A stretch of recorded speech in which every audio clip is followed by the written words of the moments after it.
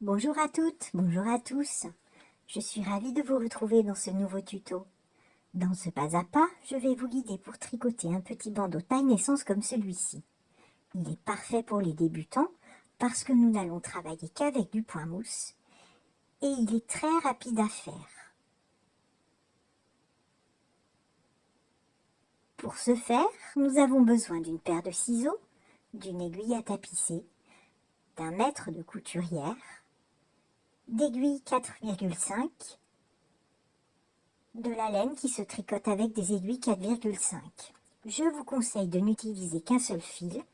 Pour ma part, j'ai opté pour doubler 2 fils plus fins, ce qui correspond parfaitement aux aiguilles 4,5 que j'ai choisies pour ce tuto. Nous allons donc commencer en montant 9 mailles. 1,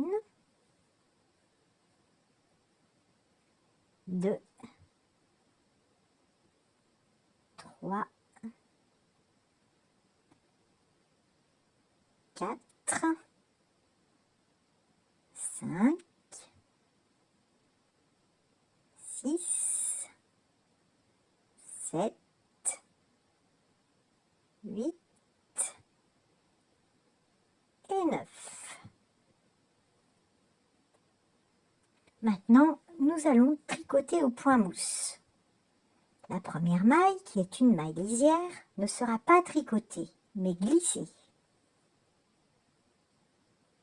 On la glisse donc sur l'aiguille de droite. Puis on tricote les 8 mailles restantes, comme ainsi.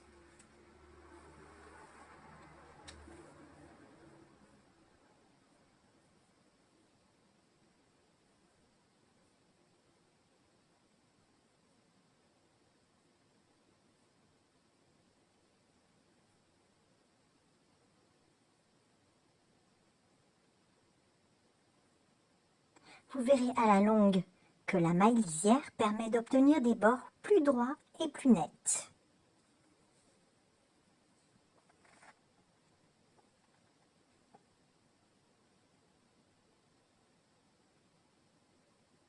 Vous constaterez aussi qu'au début d'un ouvrage en tricot, ça tournicote un petit peu autour de l'aiguille.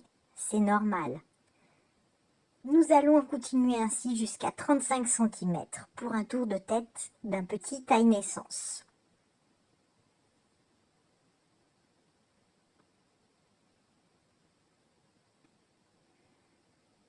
Je vous retrouve donc une fois qu'on aura terminé et atteint les 35 cm.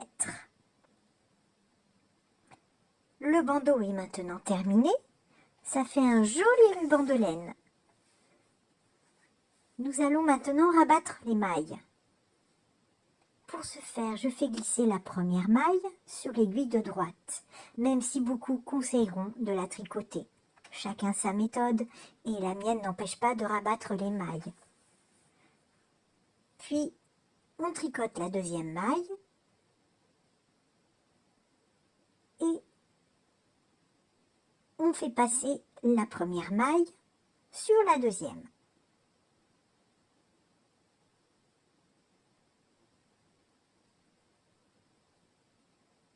La maille reste donc sur l'aiguille droite.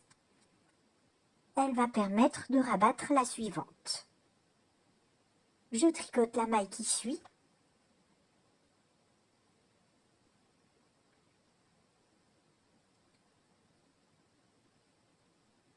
Et la maille peut donc se rabattre sur celle-ci.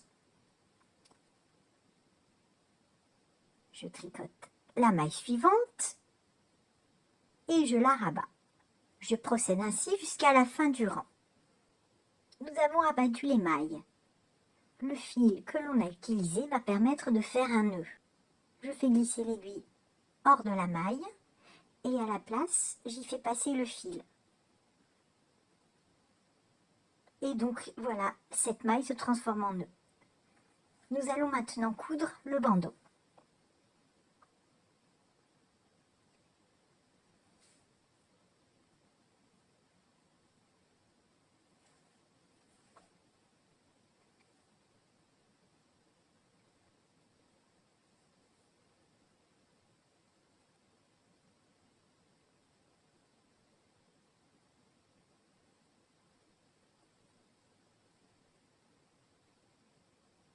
Je fais maintenant glisser les fils qui dépassent dans les mailles de l'ouvrage. Même si on travaille sur l'envers, les finitions sont toujours mieux faites de cette manière. Je découpe ce qui dépasse. Le bandeau est maintenant fini. N'hésitez pas à l'agrémenter d'une petite fleur ou d'un petit nœud. De mon côté, je vous remercie de m'avoir suivi et je vous dis à très bientôt pour un nouveau tuto.